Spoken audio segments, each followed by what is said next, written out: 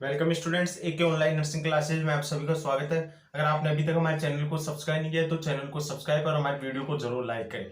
आज की क्लास में हम फिजियोलॉजिकल चेंजेस ऑफ द मतलब प्रेग्नेंट लेडी में फिर क्या चेंजेस आते हैं, फिजियोलॉजिकल चेंजेस इन प्रेगनेंसी के दौरान क्या क्या चेंजेस आते हैं उनके बारे में बात करेंगे। पिछली क्लास हमारे एमनियोटिक फ्लूइड के बारे में थी। वहां पर हमने एमनियोटिक फ्लूइड कैसे फॉर्मेशन होता है, क्या उसका वॉल्यूम होता है और एमनियोटिक फ्लूइड इंडेक्स टेस्ट के बारे में बात किया था। और हमने एमनियोसेंटेसिस टेस्ट होता है जो एमनियोटिक फ्लूइड को एस्पायरेट किया जाता है और उसमें पाइप कलर मतलब कलर के आधार पर कौन सी कंडीशन क्या इंडिकेट कर रहे हैं उसके बारे में बात किया था। हमने बताया था ग्रीनिश कलर, म्यूकेनियम स्टेनिंग को। इसी टाइप से हमने 5 कलर की बात की थी और पांचों कलर में अलग अलग कंडीशन इंडिकेट किया था। अगर टोबैको कलर है तो इंट्रायूटेराइन डेथ होती है।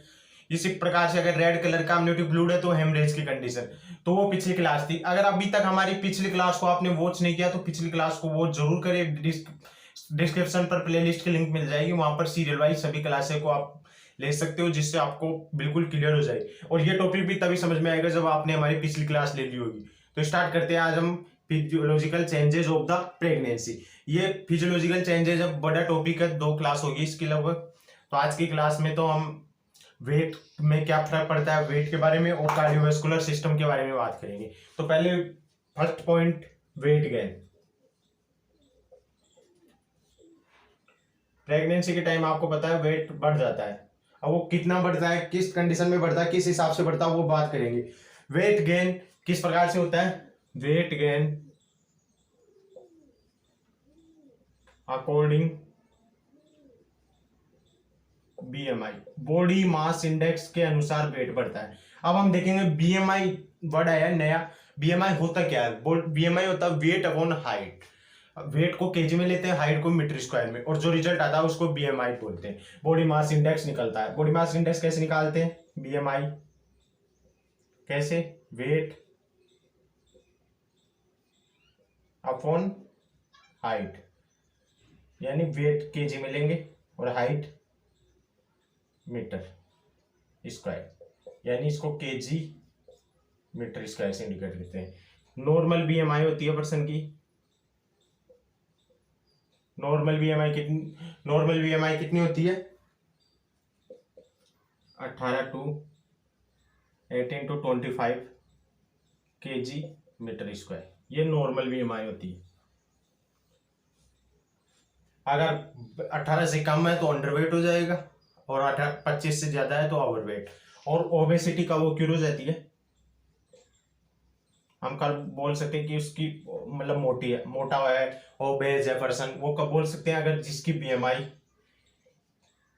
बीएमआई मोर देन कितनी होती है? बीएमआई 29 से ज्यादा हो, उसको बोलते हैं ओबेज पर्सन। अब हम देखते हैं कि बीएमआई के आधार पर किस प्रकार वेट गेन होता है। कोई फीमेल है, उसकी नॉर्मल बीएमआई है, यानी नॉर्मल बीएमआई मैंने बता दिया 18 से 25 केजी मीटर स्क्वायर। अगर नॉर्मल बीएमआई है तो उसमें कितना वेट होगा? फीमेल विथ नॉर्मल बीएमआई, कोई फीमेल है उसके नॉर्मल बीएमआई के आधार मतलब बीएमआई उसकी नॉर्मल है तो उसका वेट कितना बढ़ेगा?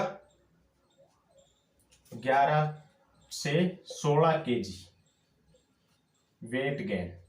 ये हम प्रेगनेंसी के बात कर रहे हैं। प्रेगनेंसी का फर्स्ट कंडीशन आ गई अपनी, कौन सी? अगर फीमेल है उसकी नॉर्मल बीएमआई है, मतलब नॉर्मल बीएमआई मैंने बता दिया आपको 18 से 25, 18 टू 25 केजी मीटर स्क्वायर। अगर फीमेल है नॉर्मल बीएमआई की है तो उसमें वेट कितना होगा? प्रेगनेंसी के टाइम कितना गेन करेगी? 11 टू 16 केजी वेट गेन होगा उसमें। अब सेकंड कंडीशन देखते हैं कि कोई फीमेल है उसमें बीएमआई 18 जो नॉर्मल थी उससे कम है तो उसमें कितना वेट गेन होगा। और कोई फीमेल है उसका बीएमआई 25 से ज्यादा है, यानी ओबेस में मान सकते हैं, तो उसमें कितना वेट गेन होगा। 2 कंडीशन हो रहा है। ये फर्स्ट कंडीशन देख ली। अब सेकंड कंडीशन की बात करते हैं। सेकंड कंडीशन कौन सी? फीमेल देन एक फीमेल है उसकी बीएमआई कितनी है? Less than 18।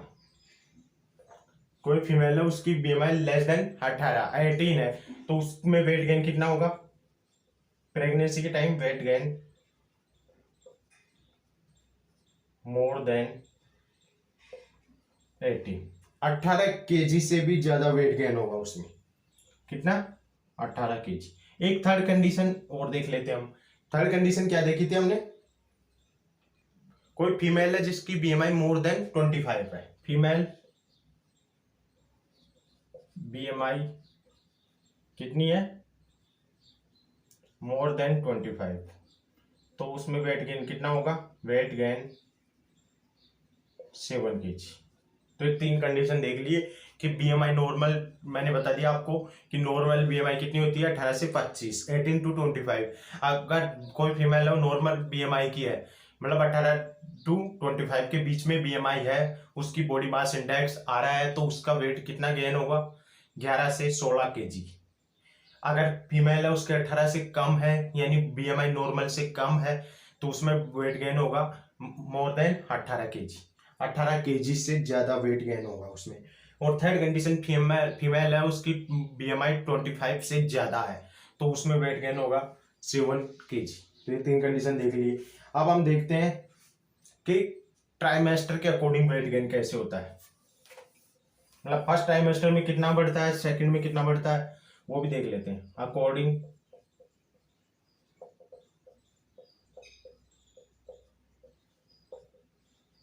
Trimester weight gain, first, पहले देखेंगे फर्स्ट ट्राइमेस्टर। अब ये आपको बताने की जरूरत है नहीं, फर्स्ट ट्राइमेस्टर कब होता है? 1 to 12 वीक। और इसमें वेट कितना गेन होता है? 1 kg। Second trimester, second trimester यानी 13 to 28 वीक। इसमें वेट गेन कितना होता है? 5 kg। थर्ड ट्राइमेस्टर, यानी थर्ड ट्राइमेस्टर कब से? 29 to 40 वीक, यानी बर्थ होने तक, यानी 42 में हो रहा है तो 42 तक, 40 तक 40, उसमें कितना हो रहा है? 5 kg। तो अकॉर्डिंग टू द ट्राइमेस्टर हमने वेट गेन कैसे हो रहा है। फर्स्ट ट्राइमेस्टर में 1 kg, सेकेंड ट्राइमेस्टर में 5 kg और थर्ड ट्राइमेस्टर में 5 kg। फर्स्ट ट्राइमेस्टर होता है 1 to 12 वीक, सेकेंड ट्राइमेस्टर होता है 13 to 28 वीक, और थर्ड ट्राइमेस्टर होता है 29 to 40 वीक। और according to the trimester weight gain देख लिया। अब मैं देखेंगे कि वेट गेन हो रहा है उसमें फीटस का कितना वेट होता है, प्लेसेंटा का क्या रोल होता है, प्रोटीन कितने किलो का होता है, प्रोटीन फैट, वो सभी देख लेते हैं कि वेट गेन हो रहा है 11 से 16, मतलब बीएमआई क्या नॉर्मल की बात करेंगे हम यहाँ पर। तो वो 11 से 16 kg किस कहाँ पर बढ़ रहा है वो कितना बढ़ेगा, फीटस कितने किलो का होता है, वो सभी देख लेते हैं। तो वेट कितना, वेट की वॉल्यूम देख लेते हैं कि वो कितना बढ़ रहा है। तो फीटस आपको पता है नॉर्मल 3 kg का होता है। एमनियोटिक फ्लूइड 0.8 kg, ये आपको पता है। फर्स्ट देख लिया foetus, second amniotic fluid, third देखते हैं प्लेसेंटा। प्लेसेंटा का वेट हमने लगभग लगा देते 5 kg, मतलब आधा kilo, 0.5 kg। Fat and protein, fat and protein 3 to 4 kg। और जो फ्लूइड होता है वो कितना होता है? 6.5 लीटर। तो टोटल जो हमने डिवाइड किया है कि वेट किस आधार पर, मतलब वो वेट बढ़ रहा है उसमें फीटस कितने किलो का, एमनियोटिक फ्लूइड कितने का, प्लेसेंटा कितने का, फैट एंड प्रोटीन कितने का, और फ्लूइड कितने हैं। तो वो सभी हमने देख लिया। 11 से 16 किलो बढ़ रहा था। और एक और कंडीशन, अगर बेबी की एज, मतलब गेस्टेशन एज के अनुसार वेट नहीं बढ़ रहा है, तो उसको बोलते हैं इंट्रा यूटेराइन ग्रोथ रिटार्डेशन। तो वो कंडीशन नोट डाल के लिख लो आप, नोट डाल के लिख लो IUGR, intra uterine growth retardation. Intra uterine growth retardation क्या होता है? A baby weight not gain according to gestational age gestation age के आधार पर अगर किसी बेबी का वेट नहीं बढ़ रहा है, उस कंडीशन को बोलते हैं इंट्रा यूटेराइन ग्रोथ रिटार्डेशन। तो अपना ये weight gain physiological changes of the pregnancy में फर्स्ट था वेट गेन हमने देख लिया। वेट गेन बीएमआई के आधार पर बढ़ता है। हमने नॉर्मल बीएमआई होता क्या है, वेट अपॉन हाइट स्क्वायर, मतलब हाइट को मीटर में लेंगे और वेट केजी में। नॉर्मल बीएमआई मैंने बता दिया आपको कि नॉर्मल बीएमआई जो बीएमआई होती है वो होती है 18 से 25, 18 to 25। तो नॉर्मल फीमेल होती है उसकी बीएमआई, अगर नॉर्मल बीएमआई की कोई फीमेल है तो उसमें 11 से 16 किलो वेट गेन होता है। अगर 18 बीएमआई कोई फीमेल है उसकी बीएमआई 18 से कम है तो उसमें more than 18 KG weight gain होता है। कोई फीमेल है अगर उसकी बीएमआई 25 से ज़्यादा है तो उसमें 7 केजी वेट गेन होता है। ओबेसिटी को मैंने बता दिया कि किसी फीमेल कोई ओबेस पर्सन किसको बोलते हैं, जिसकी बीएमआई 29 से ज़्यादा हो। तो ये कंडीशन देख ली। फिर हमने ट्राइमेस्टर के आधार पर वेट गेन देख लिया। ट्राइमेस्टर में फर्स्ट ट्राइमेस्टर 1 to 12 वीक का होता है, उसमें 1 केजी वेट गेन होता है। सेकंड ट्राइमेस्टर होता है 13 to 28 वीक का होता है, उसमें 5 केजी वेट गेन होता है। थर्ड ट्राइमेस्टर होता है 29 to 40 वीक्स, उसमें 5 केजी वेट गेन होता है। फिर हमने वेट गेन हो रहा है 11 से 16 केजी, वो किस क्या क्या ग्रो, उसमें क्या क्या डिवाइडेशन है। फीटस होता है 3 केजी का, एमनियोटिक फ्लूइड होता है 0.8 केजी का, जो प्लेसेंटा होता है वो 0.5 KG, fat and protein 3 to 4 KG, और फ्लूइड होता है वो 6.5 लीटर का होता है। तो फिर हमने IUGR इंट्रायूटेराइन ग्रोथ रिटार्डेशन, अगर कोई बेबी है उसकी weight according to the gestation age gain नहीं हो रहा तो उसको बोलते हैं इंट्रायूटेराइन ग्रोथ रिटार्डेशन। अब हम देख लें CVS cardiovascular system changes. CVS changes, cardiovascular system changes.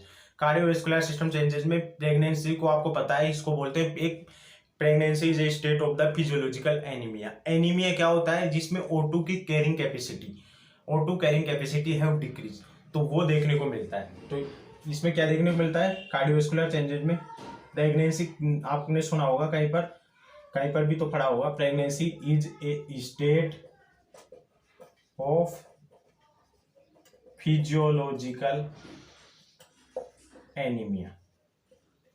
और एनीमिया क्या होता है, decrease to O2 carrying capacity, decrease to the O2 carrying capacity. अब ड्यूरिंग प्रेगनेंसी के हम हीमोग्लोबिन, RBC और ब्लड, जो ब्लड का वॉल्यूम होता है उसके बारे में देख लेते हैं, और प्लाज्मा वॉल्यूम के बारे में कितना बढ़ता है ड्यूरिंग प्रेगनेंसी। हीमोग्लोबिन लेवल कितना इंक्रीज हो जाता है during pregnancy, haemoglobin level increase कितना हो जाता है 18 से 20% इंक्रीज ड्यूरिंग प्रेगनेंसी। हम देखते हैं RBC, ड्यूरिंग प्रेगनेंसी RBC कितना इंक्रीज हो जाती है 20 to 30% इंक्रीज। ब्लड देखते हैं कितना इंक्रीज हो जाता है, ब्लड वॉल्यूम 30 to 40% इंक्रीज। और प्लाज्मा 40 to 50% इंक्रीज हो जाती है। तो ये आप ध्यान रखना ड्यूरिंग प्रेगनेंसी, ये क्वेश्चन आ जाता है कि हीमोग्लोबिन लेवल कितना बढ़ रहा है during pregnancy. Haemoglobin level 18 to 20% बढ़ जाता है, RBC का लेवल 20 to 30% बढ़ जाता है, ब्लड का वॉल्यूम 30 to 40% और प्लाज्मा का लेवल 40 to 50% बढ़ जाता है। तो आपको यहाँ पर दिख रहा होगा कि RBC का level compare to the blood volume बढ़ रहा, उतना नहीं बढ़ रहा जितना ब्लड वॉल्यूम बढ़ रहा। ब्लड वॉल्यूम 40% इंक्रीज हो गया, 30 to 40 यानी मान लो 35% इंक्रीज हो गया, तो 35% और ब्लड RBC का लेवल 25 मान रहे हैं बीच का, तो उतना कंपेयर में थोड़ी बढ़ रहा है। तो उसके कारण O2 की कैरिंग कैपेसिटी और हीमोग्लोबिन का लेवल बिल्कुल डाउन है, तो इसके कारण O2 की कैरिंग कैपेसिटी डिक्रीज हो जाती है और इसी के कारण एनीमिया वाली कंडीशन देखने को मिलती है। और प्लाज्मा प्लाज्मा देखो 50% इंक्रीज हो गई, तो plasma level more increase compare to the RBC. RBC कितना बढ़ी है 20 to 30%। तो जिसके कारण क्या देखने को मिलता है, हीमोडायलेशन। देखते हैं हम इसको। प्लाज्मा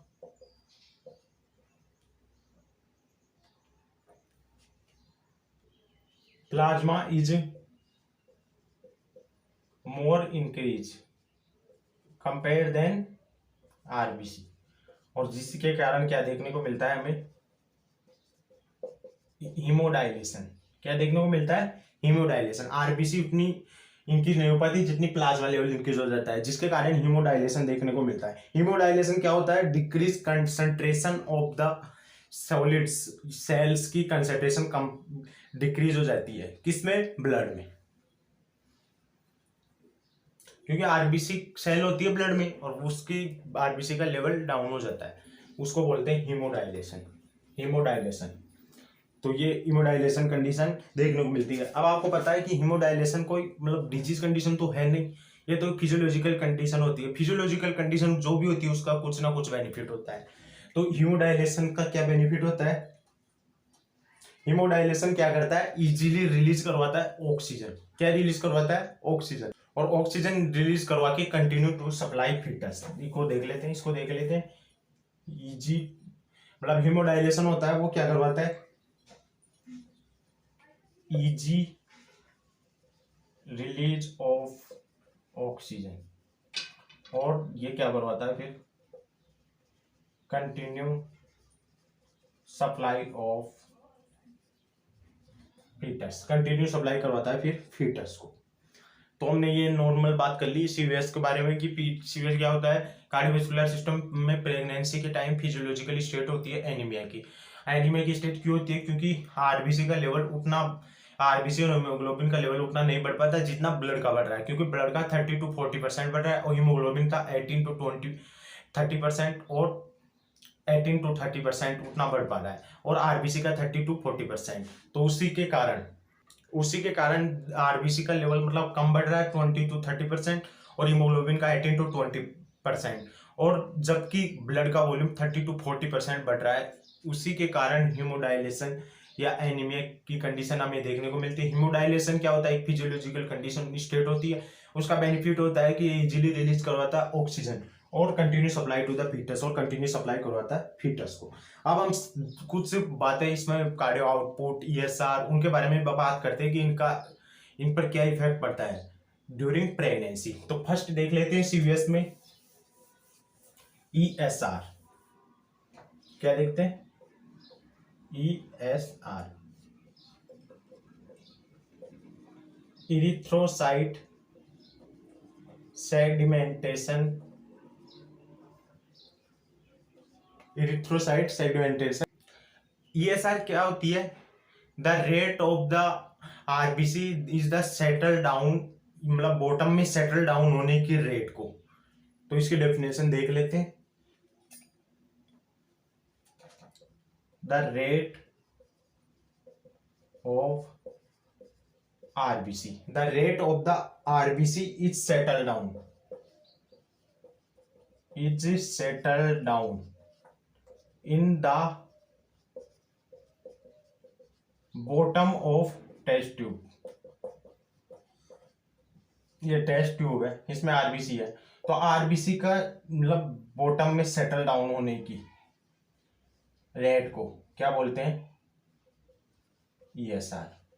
तो ईएसआर पर क्या फर्क पड़ता है, मैं आपको एक चीज बताता हूं कि ईएसआर और आरबीसी उल्टे चलते हैं।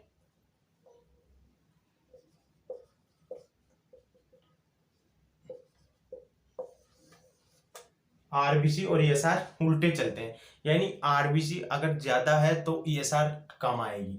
तो इस कंडीशन में देख रहे हैं आरबीसी का लेवल कम हो रहा है, क्योंकि कंपेयर टू द ब्लड। ऐसे शुरू में मैंने बता दिया, आप समझो कि ये आरबीसी का लेवल तो 20 to 30% बढ़ा, वहां पर देखो ना 30 to 40% ब्लड का वॉल्यूम बढ़ रहा है, तो उसकी कंपेयर में तो आरबीसी का लेवल बहुत कम है। तो आरबीसी का लेवल कम हो रहा है तो ईएसआर बढ़ जाएगी। तो हम देखते हैं नॉर्मल ईएसआर होती है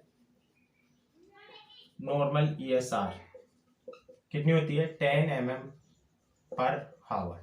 कितनी होती है 10 mm/h। बट प्रेगनेंसी के टाइम कितनी इंक्रीज हो जाती है 40 mm/h। तो ये आपको ध्यान रखना होगा कि प्रेगनेंसी के टाइम ईएसआर की इरिथ्रोसाइट सेडिमेंटेशन रेट बढ़ जाती है और बॉडी में इन्फ्लामेशन की प्रोसेस होती है उस टाइम भी ईएसआर बढ़ जाती है। वो ईएसआर क्यों बढ़ती है क्योंकि इन्फ्लामेशन होता है तो जो अपनी आरबीसी होती है वो रोलेक्स फॉर्मेशन बनाती है कोइंड के रूप में सेगमेंट नीचे जमा हो जाती है टेस्ट ट्यूब में, तो उसी के कारण ईएसआर बढ़ जाती है। अब हम देखते हैं सेकंड, ईएसआर देख लिया हमने, सेकंड हम देखते हैं कार्डियक आउटपुट। सीयूएस में ही चल रहा है ये second cardiac output. Cardiac output क्या होता है the amount of the blood that have heart pump करता है उस ब्लड के अमाउंट को। और ये कैसे निकालते हैं स्ट्रोक वॉल्यूम, यानी एक पंप के दौरान जितना ब्लड निकल रहा है उसको मल्टीप्लाई कर दो हार्ट रेट से, तो क्या निकलाता है कार्डियक आउटपुट। तो आपको यहाँ पर मैं आपको बताना चाहता हूँ कि ब्लड का वॉल्यूम बढ़ रहा है तो सीधी सी बात है cardiac output increase, cardiac output increase हो जाएगा। स्ट्रोक वॉल्यूम पर अगर हार्ट एक बार हार्ट पंप करने पर जितना ब्लड निकल रहा है उसको स्ट्रोक वॉल्यूम बोलते हैं। तो यहाँ पर मैं आपको बता दूं स्ट्रोक वॉल्यूम भी इंक्रीज हो रही है क्योंकि ब्लड का वॉल्यूम बढ़ रहा है और ब्लड का वॉल्यूम बढ़ रहा है उसके कारण कार्डियक स्ट्रोक वॉल्यूम भी बढ़ रही है। चौथा हम देखते हैं ब्लड प्रेशर। तीन चीजों के बारे में हमने बात कर ली। फर्स्ट थी अपनी ईएसआर जो मतलब आरबीसी का लेवल घट रहा था तो ईएसआर बढ़ रही थी। सेकंड था कार्डियक आउटपुट, ब्लड का वॉल्यूम बढ़ रहा है कार्डियक आउटपुट भी बढ़ेगा, स्ट्रोक वॉल्यूम भी बढ़ रही थी। अब फोर्थ है ब्लड प्रेशर बीपी। तो ये क्या होता है slightly decrease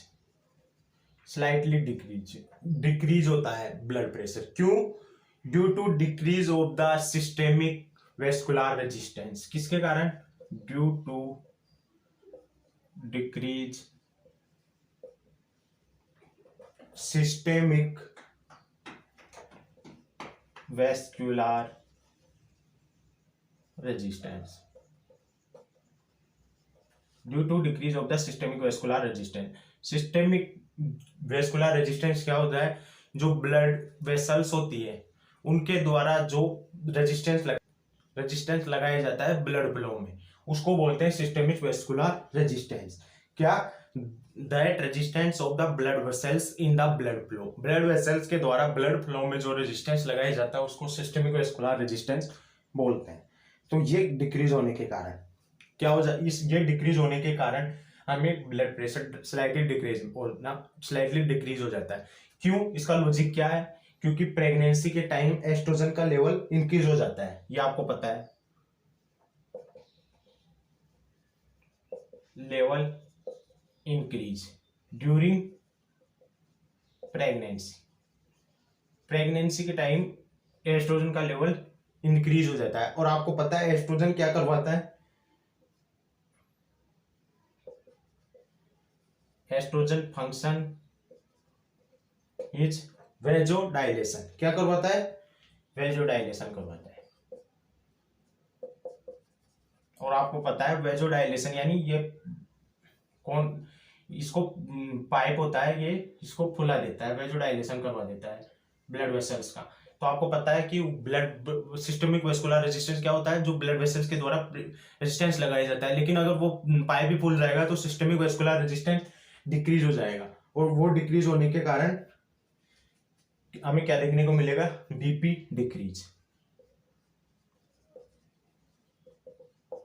blood resistance decrease, और जिसके कारण हमें क्या देखने को मिलेगा? BPR decrease.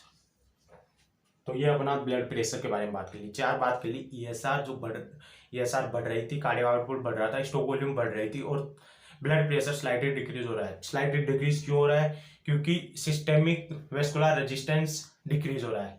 Systemic vascular resistance क्या होता है? That resistance that of blood vessels in the blood flow. Blood vessels के द्वारा जो रेजिस्टेंस लगाया जाता है ब्लड फ्लो में, उसको बोलते हैं सिस्टमिक ब्लड रेजिस्टेंस। वो डिक्रीज क्यों हो रहा है सिस्टमिक ब्लड रेजिस्टेंस? क्योंकि प्रेगनेंसी के टाइम क्या होता है, एस्ट्रोजन का लेवल बढ़ जाता है, और एस्ट्रोजन क्या करवाता है? वेजोडाइलेशन। अगर पाइप फूल जाएगा, ब्लड वेसल्स फूल जाएगी, तो उसमें कोई रेजिस्टेंस थोड़ी लगा पाएगी ब्लड फ्लो के दौरान। मतलब वो पाइप चौड़ा हो गया तो उतना रेजिस्टेंस थोड़ी लगेगा। एक मैं आपको बताऊं, ये पाइप जा रहा है, इसमें से पानी निकल रहा है, अब इसके आगे पाइप जोड़ दिया हमने, एक तो इससे छोटा वाला पाइप लगाया तो उसमें प्रेशर ज्यादा लगेगा पाइप के ऊपर, सिस्टम में वेस्कुलर रेजिस्टेंस ज्यादा हो जाएगा। लेकिन अगर चौड़ा पाइप जोड़ देंगे तो पानी तो हो ही जाएगा, लेकिन दबाव उतना नहीं रह पाएगा, यानी सिस्टम में वेस्कुलर रेजिस्टेंस डाउन हो जाएगा बिकॉज ड्यू टू वेजोडाइलेशन के कारण। तो उसी के कारण हमें ब्लड प्रेशर डिक्रीज हो जाएगा, स्लाइटली डिक्रीज ड्यूरिंग प्रेगनेंसी। अब थर्ड है, फिफ्थ नंबर है फीमोरल वेन प्रेशर।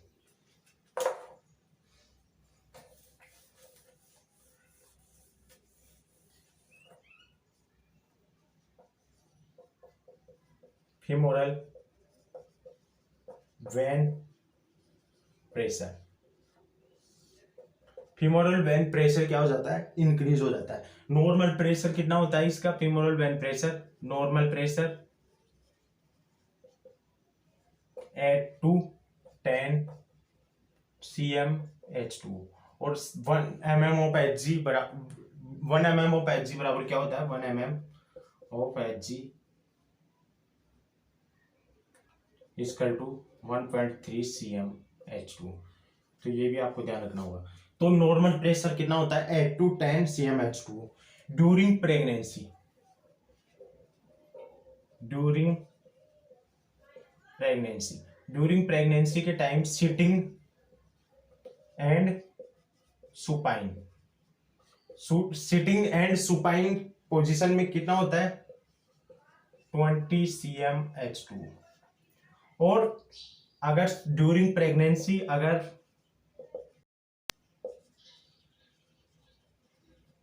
अगर ड्यूरिंग प्रेगनेंसी स्टैंडिंग, आपको स्टैंडिंग के टाइम कितना हो जाता है? ये बहुत ज्यादा इंक्रीज हो जाता है, 18 to 100 cm/H2।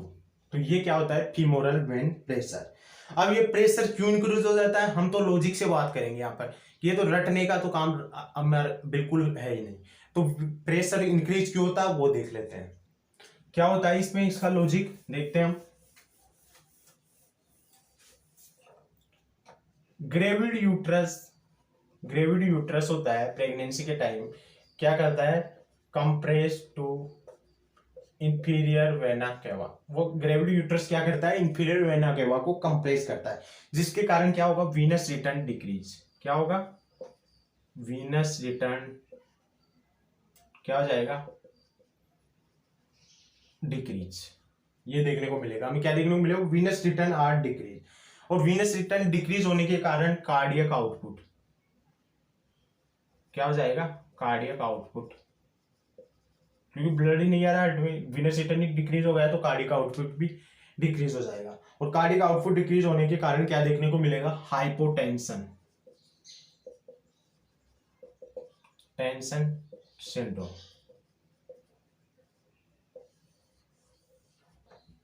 क्या देखने को मिलेगा? हाइपोटेंशन सिंड्रोम देखने को मिलेगा। और इसके मतलब प्रिवेंट करने के लिए हम जो फीमेल होती है उसको बोलते हैं कि आप जब भी सुपाइन से स्टैंडिंग पोजीशन में आओ तो पहले सुपाइन, फिर सिटिंग और फिर स्टैंडिंग पोजीशन में आओ।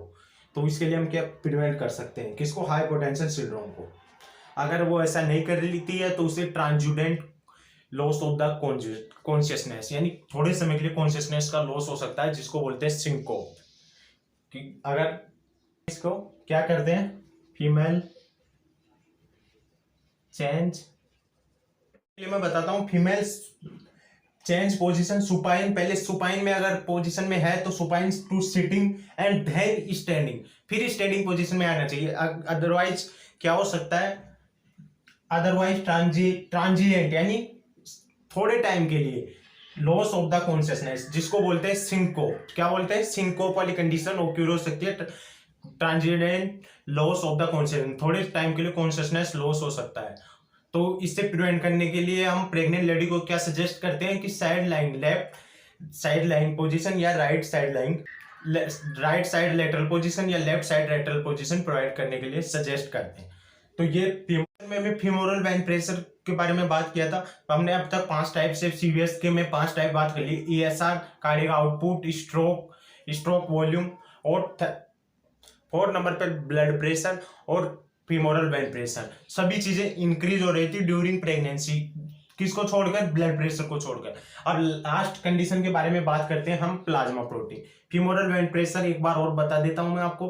फीमोरल वेन प्रेशर कितना होता है, 8 to 10 cm/H2O। प्रेगनेंसी के टाइम सिटिंग का टाइम होता है 20 to 20 सेंटीमीटर, 20 सेंटीमीटर नहीं, 20 cm/H2O। और जो स्टैंडिंग पोजीशन में कितना हो जाता है, 80 to 100 cm/H2O। 1 mm of H equal to 1.3 cm/H2O। तो वो किसके कारण बढ़ रहा था, ग्रेविड यूट्रस के कारण। इसके कारण क्या होता, वीनस रिटर्न डिक्रीज हो रहा था, हाइपोटेंशन ओक्यूर हो रहा था। और इस कंडीशन के लिए फीमेल को सजेस्ट करते हैं कि स्टैंडिंग, अगर सुपाइन से स्टैंडिंग पोजीशन में आना चाहती है तो सुपाइन, फिर सिटिंग और फिर स्टैंडिंग। अदरवाइज क्या हो जाता है, syncopal, transient loss of the consciousness.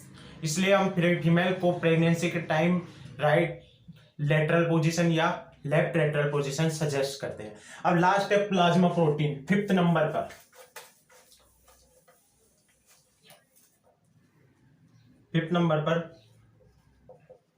Plasma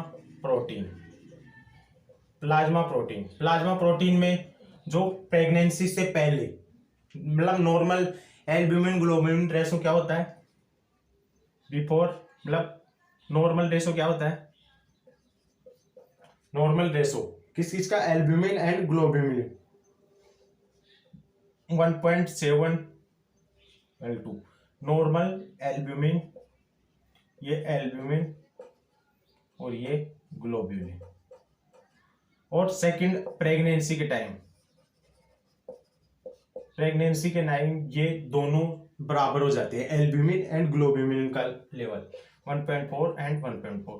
तो आपको ये बता दूं, आपको एल्ब्यूमिन का लेवल डिक्रीज हो जाता है, किसका, एल्ब्यूमिन लेवल डिक्रीज, पहले 1.7 था फिर 1.4। ग्लोबुलिन का लेवल इंक्रीज हो रहा है, एल्ब्यूमिन का लेवल डिक्रीज हो रहा है। एल्ब्यूमिन का लेवल डिक्रीज होने के कारण एल्ब्यूमिन क्या करता है, ऑनकोटिक प्रेशर को मेंटेन करता है। ऑनकोटिक प्रेशर डिक्रीज हो जाएगा, ऑनकोटिक प्रेशर डिक्रीज, और ऑनकोटिक प्रेशर डिक्रीज हो जाएगा तो उसके कारण क्या कंडीशन देखने को मिलेगी,